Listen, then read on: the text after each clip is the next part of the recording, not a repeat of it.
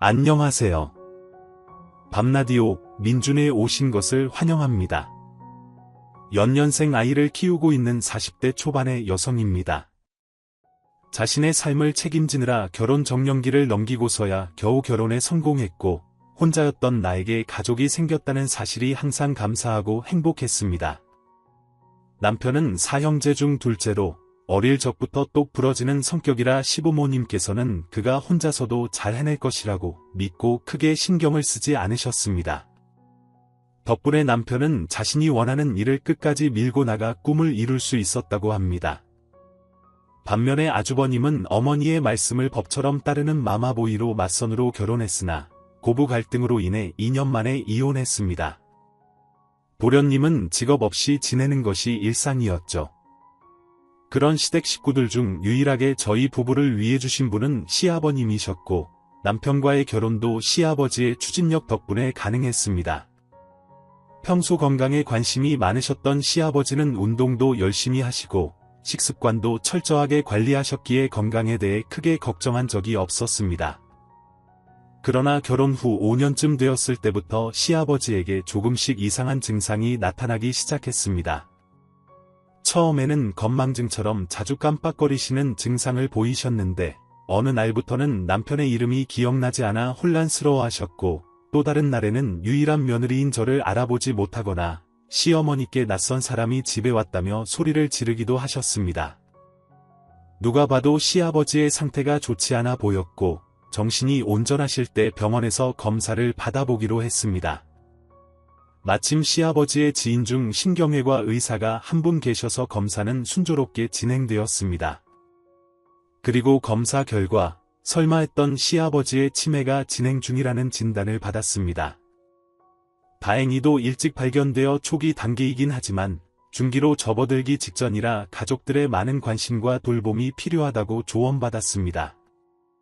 저희 시댁 식구들도 시아버지가 치매 증상이 있는 것 같다고 느꼈지만 마음속으로는 아니길 바랐습니다. 그러나 결과를 듣고 나니 모두의 걱정이 커졌습니다.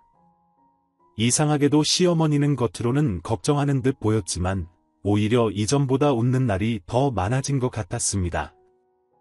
그러나 자식들에게 걱정을 끼치지 않으려 애쓰는 모습이었기에 그런 시어머니를 볼 때마다 마음이 아팠습니다. 저도 시부모님을 돕고 싶었지만 비록 프리랜서로 일하고 있지만 직장에 소속된 직장인이기 때문에 시어머니를 돕기 위해 시간을 내기가 쉽지 않았습니다. 게다가 연년생 아이들을 키우다 보니 여유가 부족했죠. 그렇다 보니 어쩌다 시간이 맞아 시댁에 찾아가도 시어머니는 저를 반기지 않는 눈치였습니다. 시아버지의 치매가 생기기 전까지는 시댁의 행사라면 하던 일까지 미루면서 도우라던 예전의 시어머니 모습과는 많이 달라져 있었습니다. 30년 넘게 함께한 남편이 치매라는 사실을 알게 된 이후 시어머니께서 많이 생각이 많아지신 것 같았습니다. 시아버지의 상태가 더 악화되기 전에 두 분이 오롯이 함께할 수 있는 시간을 방해하지 않겠다고 결심했죠. 하지만 그런 마음은 한순간에 물거품이 되었습니다. 프리랜서로 일하는 저는 오랜만에 카페에 가서 커피 한잔하며 일을 하려고 자주 가던 카페에 들렀습니다. 카페에 들어서자마자 투명한 유리창에 비친 시어머니의 모습을 보고 말았습니다. 시어머니는 50대 중반 정도로 보이는 중후한 스타일의 남성과 마주 앉아 하호 웃으며 팔을 살짝 치고 수줍어하는 모습이었습니다. 그 장면에서 묘한 기류가 느껴졌지만 제 추측으로 섣불리 오해를 했다간 시어머니를 난처하게 만들까 봐 카페에 들어가지 않고 테라스 테이블에 잠시 자리를 잡았습니다. 10여 분쯤 기다린 후 시어머니와 그 남성분이 자리를 옮기기 위해 일어섰습니다. 그런데 제가 예상했던 대로 시어머니는 그 남성분과 손을 꽉 잡고 카페를 나섰고 그 순간 테라스에 앉아있던 저와 눈이 마주쳤습니다. 저를 보자마자 시어머니는 깜짝 놀라셨고 남자와 잡고 있던 손을 급히 놓았습니다. 그리고 남자에게 잠시 자리를 비켜달라고 부탁한 뒤 제 앞에 앉아 우물쭈물하셨습니다. 아니, 너 여긴 어쩐 일이니? 뭐 약속 있니? 아니요, 어머님. 일하러 잠깐 나왔어요. 집에서 일이 잘 안 풀려서 바람 좀 쐬려고요. 그래. 그런데 애미야, 너 혹시 다 봤니? 내가 아까 저 남자랑 카페에서 나오는 거 오늘 본 건 그냥 모르는 척 넘어가 줄 수 없겠니? 나도 사연이 있어서 말이야. 어머님, 그럼 제가 생각하는 그런 사이는 아닌 거죠? 제가 오해하는 거죠? 아버님이 편찮으신데 어머님께서 그러실 리가 없잖아요. 사실은 오래된 관계는 아니야. 네 시아버지 치매 온 지 얼마 안 됐거든. 내가 좀 외로웠던 것 같아. 네 시아버지는 나를 알아보지도 못하고 때로는 나한테 물건까지 던지곤 하셨는데 너무 힘들고 외로워서 시어머니로서 이런 모습을 보여서 미안하구나. 변명 같지만 깊은 관계는 아니니까 곧 정리하려고 했었어. 너도 이해해 줄 수 있겠니? 애들한테나 가족들한테는 비밀로 해주면 좋겠다. 부탁한다. 저는 시어머니의 부탁을 들어주기로 했습니다. 물론 이러면 안 되는 문제라는 걸 알지만 시부모님 두 분의 관계와 남편과 시어머니의 모자 관계를 저희 한마디로 망칠 수는 없다고 생각했습니다. 그렇게 시어머니는 비밀을 지켜줘서 고맙다는 말을 남기고 멀리서 기다리고 있던 그 남자에게로 돌아갔습니다. 며칠 동안 시어머니의 외도를 알고도 가족들에게 알리지 않은 죄책감에 남편을 마주할 때마다 마음이 무거웠습니다. 사실은 어렸을 때도 비슷한 일을 겪었던 기억이 있습니다. 아버지가 동네 아주머니와 손을 잡고 허리를 감싸 안으며 걷는 장면을 목격했었죠. 그 어린 나이에 아버지의 행동이 잘못된 것이라는 걸 알았지만 엄마에게 말할 용기는 없었습니다. 엄마를 보면 너무 불쌍하고 마음이 아팠지만 이 사실을 말해버리면 저 때문에 가정이 무너질까 두려웠거든요. 그저 아버지를 증오하고 그 아주머니를 미워하는 것밖에 할 수 없었습니다. 결국 엄마도 이 사실을 알게 되었고 그 아주머니의 남편이 우리 집에 찾아와 아버지 멱살을 잡고 난동을 부린 적도 있었어요. 이런 안 좋은 기억이 있어서인지 시아버지를 볼 때마다 그리고 남편을 볼 때마다 어린 시절의 그 감정들이 떠올랐고 마치 수천 개의 바늘이 심장을 찔러대는 듯한 고통이 밀려왔습니다. 양심의 가책이 그만큼 심했죠. 시어머니가 그 남자와 언제 정리할지 불안해하며 애태우던 어느 날 시어머니에게서 전화가 왔습니다. 잠깐 다녀와야 할 곳이 있는데 오늘 요양보호사가 일이 생겨 오지 못하니 시아버지를 돌봐달라는 부탁이었습니다. 그 말을 들었을 때 선뜻 알겠다고 대답할 수 없었어요. 혹시 내가 시아버지를 돌보는 동안 시어머니가 그 남자를 만나러 가는 건 아닐까 하는 의심이 들어서요. 제 망설임을 느꼈는지 시어머니는 먼저 입을 열어 말했습니다. 네가 진짜 눈치가 빠르구나. 그래, 나 오늘 그 남자 만나러 간다. 그런데 재미 보려고 가는 게 아니라 정리하려고, 정말 정리하려고 나가는 거야. 그날 너한테 들킨 후로 한 번도 안 만났어. 그 남자도 내가 피하는 걸 알았는지 연락만 했지 만나자는 소리는 안 하더라. 그래서 내가 먼저 끝내는 게 맞다 싶어 정리하려고 가는 거야. 어머님, 잘 생각하셨어요. 끊어내시는 게 맞아요. 오늘 가셔서 잘 정리하고 오세요. 저도 바로 준비해서 시댁으로 가겠습니다. 시어머니는 한숨을 푹 쉬며 마지못해 알겠다고 하셨습니다. 도와달라는 시어머니의 전화에 저는 곧바로 시댁으로 갔고 도착하니 30에서 40분 정도 지나 있더군요. 그런데 시어머니를 보자마자 다시 당황했습니다. 시어머니의 얼굴은 마치 한참 전부터 준비를 한 것처럼 뽀얗게 화장을 하셨고 옷도 화려하게 차려입으셨더군요. 관계를 정리하고 오겠다는 사람의 모습처럼 보이진 않았지만 저는 시어머니를 믿어보기로 했습니다. 좋게 생각하면 마지막 모습을 예쁘게 남기고 싶은 마음일 수도 있다고 스스로를 설득했습니다. 그렇게 시어머니가 시아버지를 저에게 맡기고 떠난 후 저는 최선을 다해 시아버지를 돌보았습니다. 그날은 시아버지의 컨디션도 좋으셨는지 약간 헷갈리시긴 했지만 대부분 온전한 기억을 가지고 계셨습니다. 시어머니가 어디 갔냐고 물어보실 때 불안함에 심장이 뛰었지만 적당히 둘러대고 넘어갈 수 있었습니다. 그리고 오후 2시쯤 아이들을 시댁으로 하원시키고 시댁 집안일을 하고 있었는데 시간이 많이 흘러도 시어머니는 돌아오실 생각이 없었습니다. 저녁 시간이 되어야 겨우 집에 들어오셨는데 시어머니의 표정과 행동을 보니 뭔가 이상하게도 관계를 정리한 사람처럼 보이지 않았습니다. 오히려 기분 좋은 표정이 얼굴에 가득하더군요. 그 표정을 애써 감추려고 하셨지만 제 눈에는 분명히 보였습니다. 어린 손주들 앞에서 속상한 마음을 감추기 위해 과하게 웃는 것 같았지만 어디서 설렘이 묻어나는 표정이었습니다. 시어머니는 저를 베란다로 따로 부르셔서 말씀하셨습니다. 애미야, 걱정 마라. 잘 정리했다. 그 남자를 설득하는데 시간이 좀 걸려서 늦게 들어온 거야. 큰 문제 없이 모든 걸 다 제자리로 돌려놨으니 이제 마음 놓아라. 그동안 너에게 큰 짐을 지운 것 같다 미안하다. 어머님, 확실히 정리하신 거 맞죠? 그분도 동의하신 건가요? 그래, 너는 내가 이 나이 먹고 거짓말이나 하겠니? 내가 여태 너한테 다 사실대로 얘기하고 이실 짓고 고해성사했잖니? 그러니까 정리하겠다는 말도 믿어야지. 나를 무슨 쓰레기 취급을 하는 거야? 너, 내 시어머니가 그렇게 웃음니? 아니요, 어머님. 쓰레기 취급이라니요. 그저 어머님께서 잘 정리하고 오셨는지 걱정돼서 물어본 거예요. 오해하지 마세요. 어머님 말씀 믿겠습니다. 그래, 믿어라.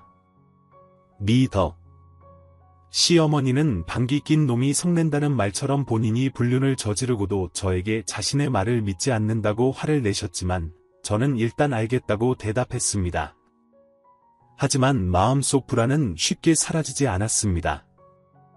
그날 이후 시어머니는 저를 더 자주 찾으시며 시아버지의 치매 간호를 떠넘기기 시작했습니다. 말로는 자신이 그 남자를 만나지 않는다는 걸 제 눈으로 확인시키려고 부른다고 했지만 행동은 전혀 달랐습니다. 시어머니는 제게 시아버지 병수발을 맡기며 시집살이를 시키는 듯한 느낌을 주었고 저는 왠지 벌을 받는 것 같은 기분이 들었습니다. 내일 요양보호사가 오고 시어머니 본인도 집에 계신데 왜 굳이 저까지 불러서 시아버지를 돌보게 하시는지 이해할 수 없었습니다. 결국 저는 시아버지의 식사부터 목욕까지 대부분의 일을 맡게 되었고 시어머니의 말대로 따를 수밖에 없었습니다. 초반에는 집에만 계시던 시어머니가 서서히 외출을 하기 시작하셨습니다. 그 이유는 다양했습니다. 친구들을 만나러 간다, 목욕탕에 다녀온다, 운동하러 개천가를 걷는다 등등 명분을 대시며 나가셨고 그럴수록 저는 시아버지를 전적으로 돌보게 되었습니다. 나중에는 요양보호사도 오지 말라고 하셨는데 뭔가 이상하다는 느낌이 들었습니다. 그러던 어느 날 시어머니는 제 앞에서 눈물을 보이며 속마음을 털어놓으셨습니다. 내가 외도를 했지만 이제 이별을 했다고 생각하니까 마음이 좀 힘들다. 가만히 있으면 우울증이 올 것 같아서 기분 전환 삼아 바람 좀 쐬고 오는 거니까 네가 이해 좀 해주면 안 되겠니? 우울증에 걸리면 모든 게 멈출 것 같아. 시아버지가 아픈데 자신까지 아프면 안 된다고 하시며 이해해달라고 하셔서 꾹 참고 넘어갔습니다. 그렇게 제가 이해하고 참아 넘기는 일이 반복되었지만 시어머니는 점점 더 도를 지나치시며 배려심이 사라지셨습니다. 그로 인해 제 일에까지 지장이 생겨 밤을 새는 날이 점점 많아졌습니다. 그런데 분명히 그 남자와 관계를 정리했다고 하신 시어머니가 사실은 그 남자와 계속 만나고 계셨고 둘이 연락하는 전화를 제가 우연히 듣게 되었습니다. 더 이상은 이렇게 지낼 수 없다고 생각한 저는 시어머니께 솔직하게 말씀드리라고 했습니다. 어머님, 아직도 그분 만나고 계신 거 맞죠? 자꾸 아니라고 거짓말하시면 저도 어쩔 수 없이 가족들한테 모두 알릴 수밖에 없어요.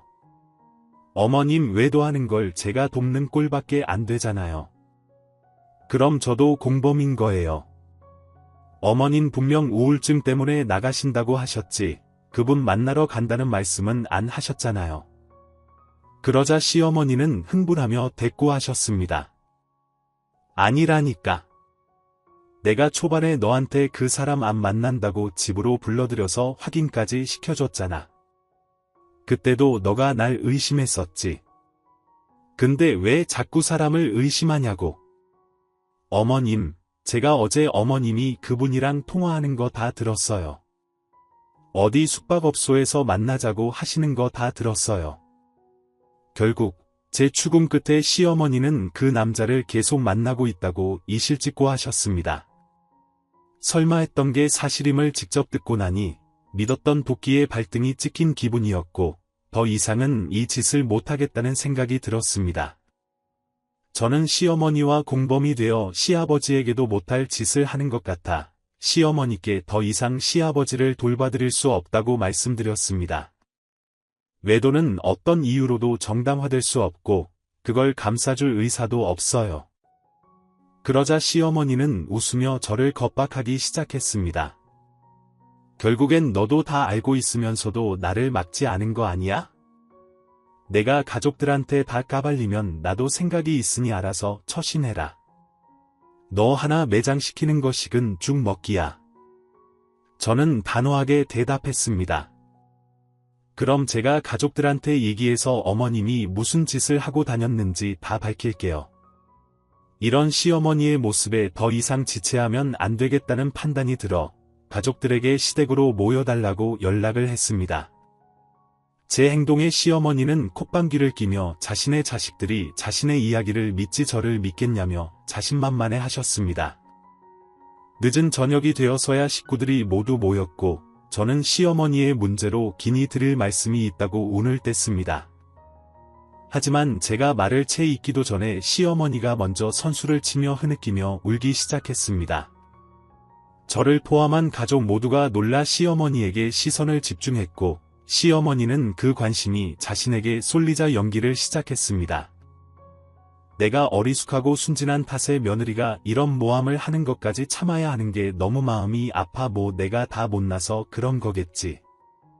실은 내가 너희 아버지 저렇게 아프고 나서 상심이 크고 우울증까지 와서 너희 외삼촌 친구분 중에 정신의학과 의사가 있다고 하길래 카페에서 잠깐 만나 얘기를 좀 하고 있었는데 둘째 애미가 그걸 보고 그 남자랑 나랑 이상한 사이라고 오해를 하고 나한테 외도를 한다고 협박 아닌 협박을 하지 않겠니? 아이 어머님 오해라니요. 이렇게 거짓말하시면 안 되죠. 저것 봐라. 나한테 소리 지르는 거 봐. 며느리 무서워 소원 내가 니들한테 증거까지 보여줄 수 있어. 정말이야 아니에요. 어머님 정말 그 남자랑 외도했다고요? 어머님 저한테 아버님까지 맡기시고 그 남자 만나러 다니셨잖아요.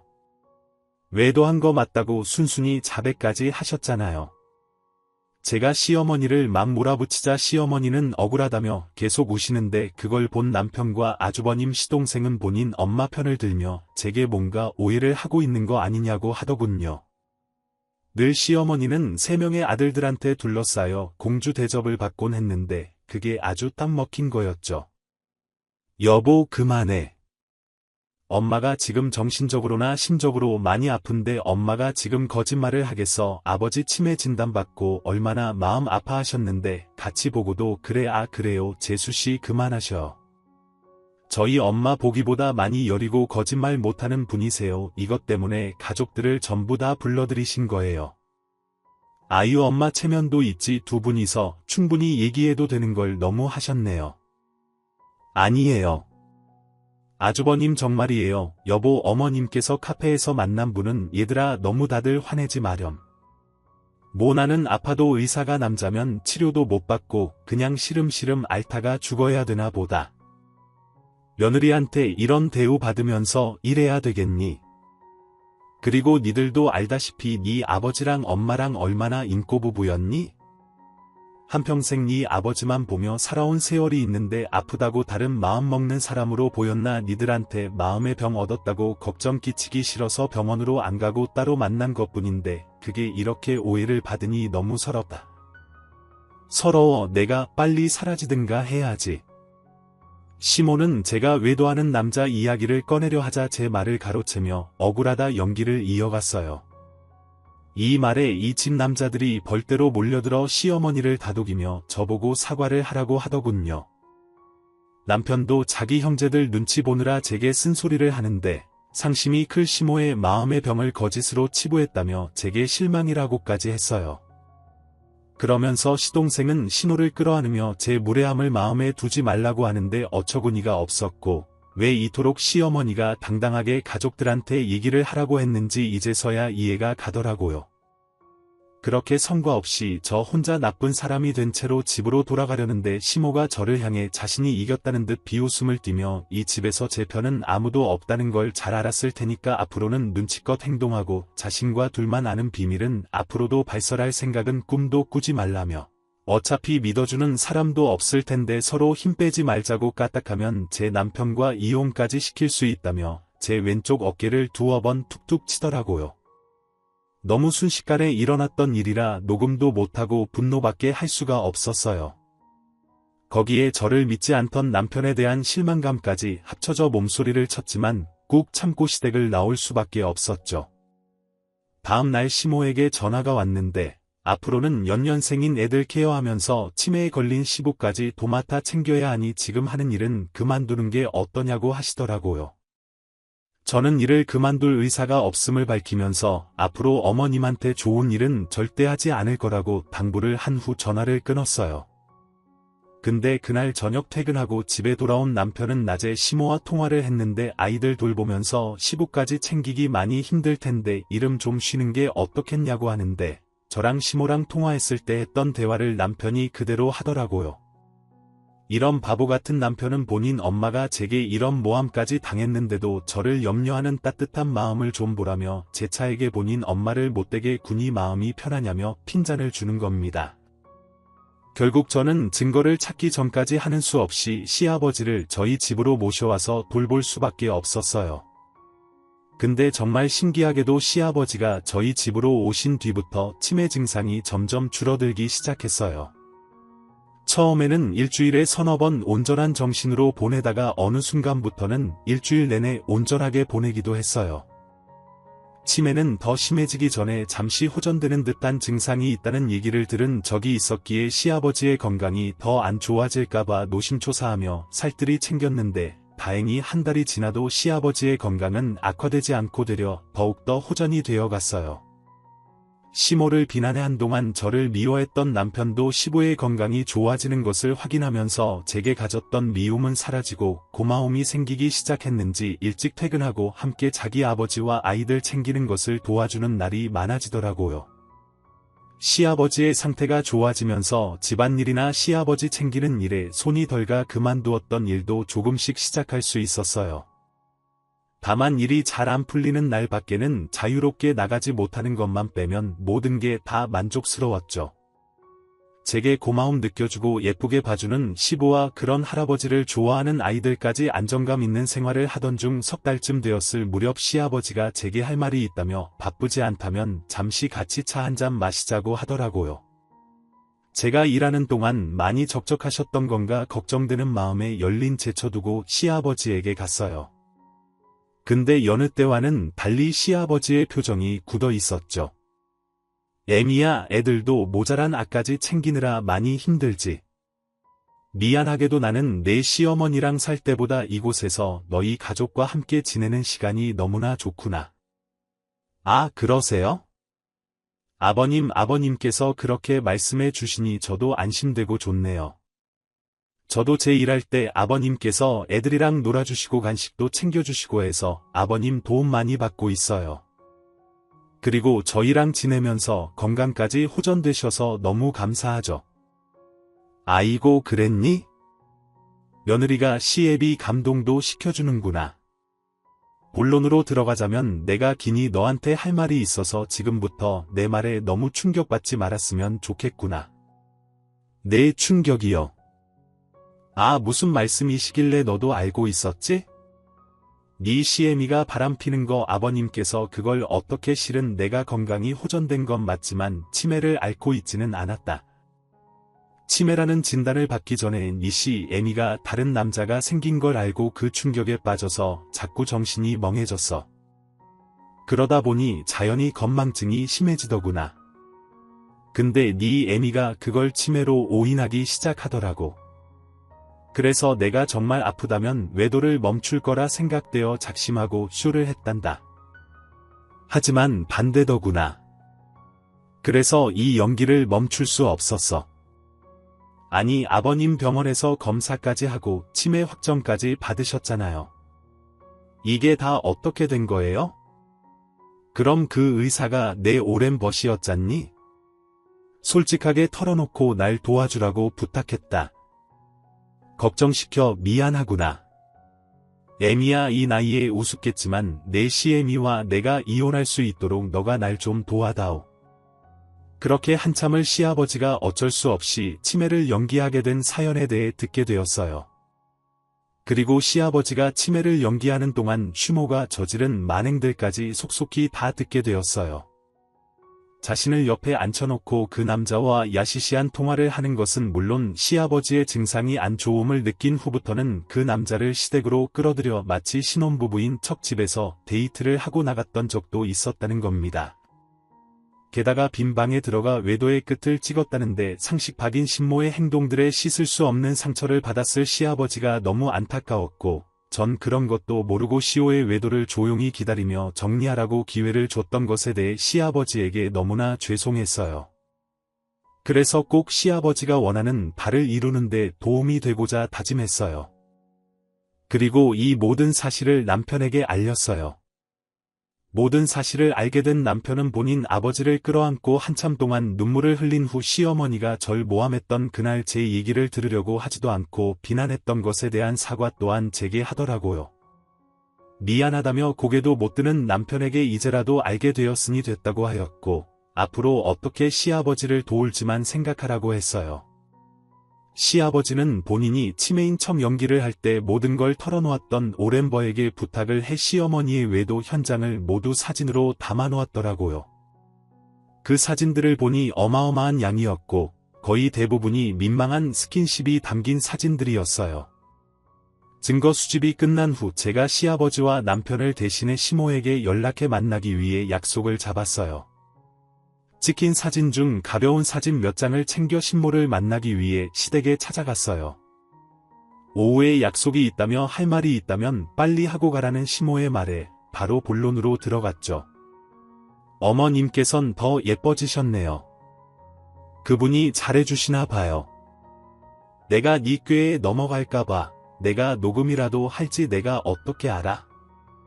그러는 너는 젊은 내가 얼굴이 그게 뭐니? 아주 피골이 상접이네. 여자는 첫째도 관리, 둘째도 관리야. 대체 너한테 할 말이 뭐길래 여기까지 왔니? 제게는 정리하신다고 하셨잖아요. 그분과의 관계요. 지금이라도 늦지 않았어요. 어머님, 마지막 기회라면 기회예요. 정리하시고 다시 아버님과 예전처럼 지내세요. 너 또 이 소리 하는 거니? 이게 오냐오냐 했더니 자꾸 기어오르네. 난 모르는 일이니까 당장 나가. 어머님, 그럼 차라리 이혼을 하세요. 이혼하시고 그분 편하게 만나세요. 왜 이렇게 숨어가면서 만나세요? 아프신 아버님이 불쌍하지도 않으세요? 설마 이혼 안 하시려고 하는 게 아버님 재산 때문은 아니시죠? 이게 지금 뭐라는 거야? 너야말로 네 시아버지 재산 노리고 이러니 나 하나 배제되면 너한테 떨어지는 게 더 많을까봐. 이 양심도 없는 것, 너야말로 이혼당하고 싶어 한달이냐? 너 내가 분명히 말했지, 한 번만 더 이런 일로 집안 분란 일으키면 내가 네 남편이랑 이혼시킨다고. 너 오늘 아주 잘 걸렸다. 내가 오늘 끝장을 본다. 끝장은 어머님이 보시기에 생겼던데 어머님 외도 사진 제가 증거로 갖고 있거든요. 이거 보세요 하고 지금 이깟 사진 몇 장 가지고 날 겁박이라도 하겠다는 거야? 네 시아버지 지금 정신이 나가 있는데 뭐 이혼이 쉬울 줄 알아? 그리고 우리 아들들한테는 내 말이 법이어서 내가 아니라고 하면 다이어 한우도 네 눈으로 직접 보지 않았어? 이게 어디를 기어올라 기어오르긴 저는 발끈하는 시모와는 더 이상 할 말이 없다 생각해 집에 돌아가 대화한 걸 시아버지에게 다 들려드렸어요. 반성과 뉘우침 없는 시어머니의 뻔뻔한 행동에 시아버지는 법적으로 처리하겠다며 창피스럽긴 하지만 자신에게 마음 써준 거 고맙다며 이제 자신이 알아서 처리하겠다고 더는 신경 쓰지 않아도 된다고 하셨어요. 그날 이후 시댁은 완전히 뒤집어졌고 시아버지가 이혼을 하겠다며 자식들한테도 통보를 하자 다들 시댁으로 몰려들었어요. 저도 남편과 함께 시댁으로 갔는데 시어머니가 절 보자마자 기다렸다는 듯이 제 머리채를 잡아 흔들며 욕을 퍼붓기 시작하는 겁니다. 갑작스러운 상황에 대처하지 못한 저는 시모가 쥐고 흔드는 대로 마구 휘둘렸고 이 집 남자들이 시모를 뜯어 말렸어요. 며느리라는 년이 온전하지 못한 시비를 종용해 시부모 이혼까지 시키려고 들어. 너가 그러고도 인간이야. 내 아들이랑 당장 헤어져 어머님이 잘못해서 이혼당하시는 거잖아요. 제가 무슨 아버님을 존경해요. 이제 그만 인정 좀 하세요. 내가 모를 줄 알아 너가 날 찾아와서 이혼이 어쩌고 외도가 어쩌고 할 때 알아봤어. 아주 판이 배 밖으로 나온 년인 줄도 모르고 며느리 대접을 해줬더니 그만 못해. 이 사람아 며느리가 종용한 게 아니라 내가 낼 뜻으로 이혼 소송한 거야. 여보 그게 무슨 말이에요? 아픈 사람이 무슨 이혼을 원해? 당신 나 없으면 정신도 온천하지 못하면서 어쩌려고 당신이 무슨 짓 하고 다닌 줄 내가 모를 리 없다는 생각은 왜 못해? 그놈 집에까지 끌어들여서 내 눈앞에서 어떤 짓거리들을 했는지 내가 다 확인했는데 어디 뻔뻔하게 너 따위가 내 며느리를 함부로 대해 시부는 그간 모아놓은 증거 자료들을 시모 얼굴에 뿌렸고 그제서야 시어머니는 상황 파악을 하기 위해 바닥에 나붙인 사진들을 살피고는 덜덜 떠는 몸으로 시부의 앞에 무릎까지 꿇고 손이 발이 되도록 싹싹 빌기 시작했어요. 아주버님과 시동생도 그 사진을 보고 말이 안 나오는지 입을 못 다물고 있었고 시어머니는 시아버지 다리 밑에 매달려 당장 정리할 테니 이혼 소송만은 취하해달라며 이번 딱 한 번만 용서해달라면서 울음을 토해냈어요. 시아버지는 그런 시모를 쳐다도 보지 않고 112에 신고를 해 제가 시모에게 폭행을 당했다고 하여 시모는 경찰서로 연행까지 되었어요. 이 모든 사실을 알게 된 아주버님도 그때 저한테 쓴소리를 해서 미안했다며 사과를 하셨어요. 시어머니가 끌려가자 시아버지는 그동안 선임해 둔 변호사를 통해 일사천리로 소송을 진행을 했어요. 근데 신문은 끝까지 제 탓을 하며 다 제가 꾸며낸 일이고 제가 소개시켜준 남자였다고 하더라고요. 제가 신모한테 그 남자와 만나지 않으면 가만두지 않겠다는 협박을 해서 본인이 어쩔 수 없이 만났다는 뻔뻔스러운 거짓말까지 하는데 자신은 피해자라고 억울하다 했어요. 하지만 이 사실을 믿는 사람은 아무도 없었고 되려 시아버지는 시모의 이런 말들을 전부 다 녹음해 명예훼손까지 고발을 했어요. 그렇게 시부모의 이혼은 일사천리로 진행되었고 시모는 땡전 한 푼 못 받고 쫓겨나 위자료로 5천만 원까지 지급을 해야 됐어요. 그 후 시모가 길바닥에 나앉게 되자 신모와 불륜을 저질렀던 그 여아 상간남은 시모에게 떨어질 돈이 없어지자 시어머니를 버리고 바로 자신의 가정으로 돌아갔다고 하더라고요. 시아버지는 시어머니와 이혼 후 시모가 부렸던 재산 욕심에 혹여나 사명제가 자신이 남기고 갈 재산으로 싸움을 일으킬까봐 모든 재산을 똑같이 3등분에 위임했고 시아버지를 모시기로 한 저희 부부에겐 조금 더 재산을 남겨주셨어요. 몇 년 전까지 가끔 들렸던 시어머니의 소식은 인력사무소에서 청소부 일을 하며 하루살이 인생을 살고 있다고 했었는데 지금은 어찌 사는지 알 수가 없어요. 이런 난관을 겪고 평범한 삶으로 돌아온 저희는 여전히 시아버지 모시며 화목하게 잘 살고 있고 저는 제가 하고 싶은 일하며 열심히 살고 있어요. 이런 일을 겪은 후 시아버지는 꿈이 하나 생기셨는데 바로 건강하게 살다 편안하게 생을 마감하는 것이라고 하셨어요. 그래서 연세가 든 지금까지도 정말 열심히 건강관리를 하면서 잘 지내시고 계세요.